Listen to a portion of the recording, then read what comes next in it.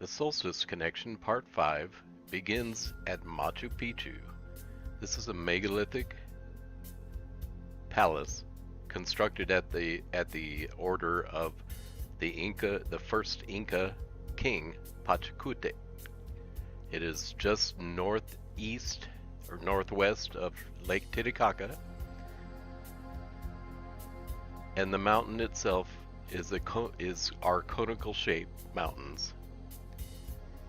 When I noticed that it had a circular shape, I attempted an overlay of the Stonehenge monument over Machu Picchu itself using the altar called the hitching post of the sun,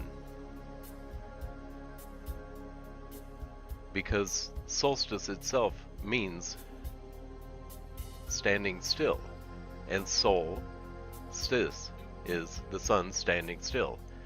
When tried, it became apparent that the conical mountain itself was where the sun rose exactly over the peak of. And when I extended the line, I became aware of the area surrounding it, because the story goes Pachacute conquered a people called the Tiwanaku people. Now to the east or to the west on this line, it became apparent that the line crossed exactly over the island of Easter Isle. This is a circularly formed island, famous for its moai statues, which surround the circular portion of the center of the island, something like Stonehenge itself.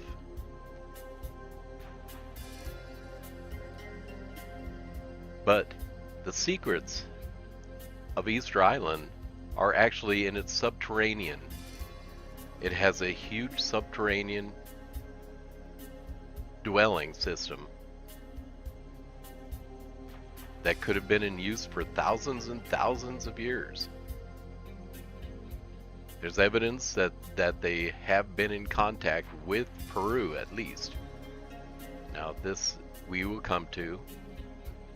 But the island of Easter Isle almost looks like a similar island of Catalina Island itself. And it became apparent that this was the same line that ancient alien theorists have studied as a possible equator. The distance I checked between Easter Island and Machu Picchu is about 2,500 miles. And just thinking that I would check, I extended that line again 2,500 miles, and it got to the mouth of the Amazon. Now, lately we have also found out that the mouth of the Amazon is an important feature. But another 2,500 miles across the sea takes us into the Sahara. The mouth of the Amazon and the Amazon River itself apparently starts at Machu Picchu, a tributary to just under the actual mountain itself, the mountain system of Machu Picchu itself. And this is a tributary right there. That's where the Amazon River begins. And that's its connection to the mouth of the Amazon. So going another 2,500 miles across the Atlantic Ocean brings us exactly to what I call the Great Eye of the Sahara. This is a series of concentric circles. Each circle is made of differing soils, apparently to show the color difference at altitude. And archaeologists are grudgingly accepting that this is an artificial structure of some hundreds and hundreds of miles.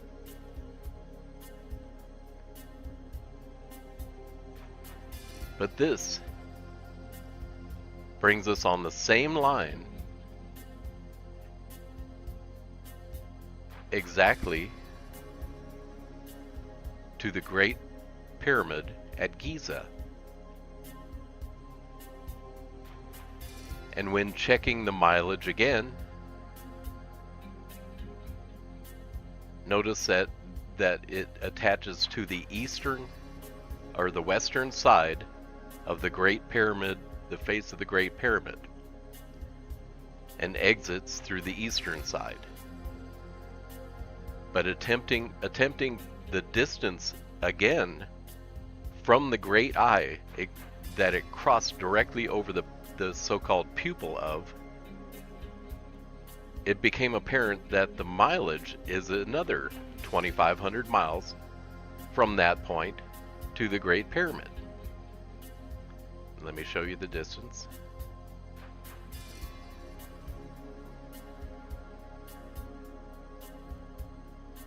It seems that 2,500 miles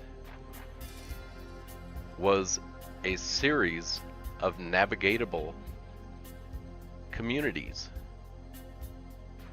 across the world, and continuing that another 2,500 miles brings us to another portion in India, across very close to an ancient city called Mohenjo-Daro. It was this famous mainly for its radioactive skeletons, and it looks like it was laid to waste. The story is that Rama, his love was kidnapped, and he went to great ends, including the creation of the Thar Desert itself, which includes this area of Mohenjo-Daro.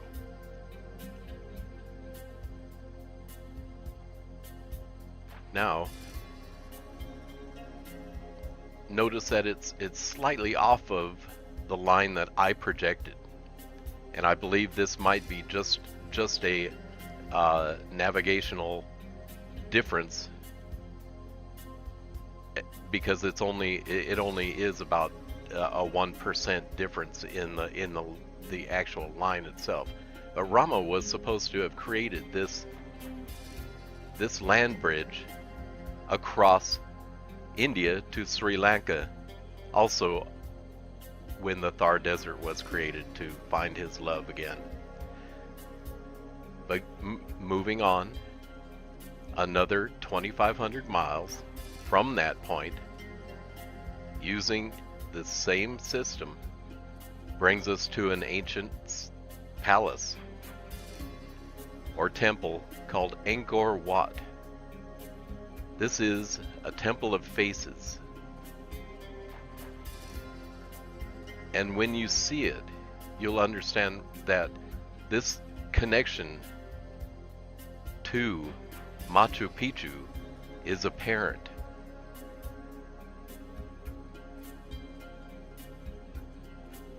Angkor Wat center section is supposed to be a simulation of the Hindu god's birthplace at Mount Meru. And when you look at this, they look like elongated headed people with eyes and mouths. And when you actually look at the artwork around Angkor Wat, you can understand why I call it the Temple of Faces. There are faces everywhere, inside, outside, in the sutras. And when you notice these conical shapes, they are actually a simulation of the same kind of setup at Machu Picchu, which was probably revered thousands of years before the palace city was built. And it has a subterranean system too. Coming back to the line, which I believe mine to be actually a correct version of the line, which I'll show you more evidence of in a future video. Notice that it crosses the China Sea. Another 2,500 miles brings us to Papua New Guinea, where even today they're taking tons of gold from. And notice that it seems to be a navigational system where visual aids like mountains were used as navigational aids from altitude. But the line that I first drew brings us directly over the center of Papua New Guinea and back into the South Pacific Ocean and back to Easter Island exactly.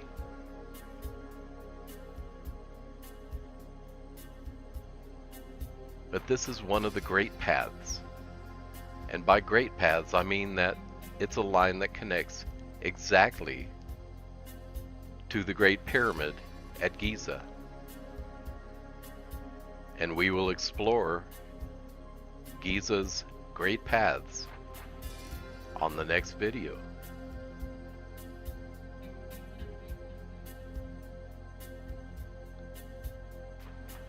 The Tiwanaku people, who were supposedly responsible for building Machu Picchu before they were slaughtered, actually are considered to be the builders of Pumapunku and the structures at Lake Titicaca.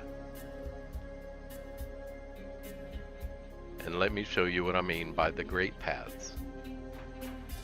These are any paths that come from the Great Pyramid itself as a directional tool. And you can see this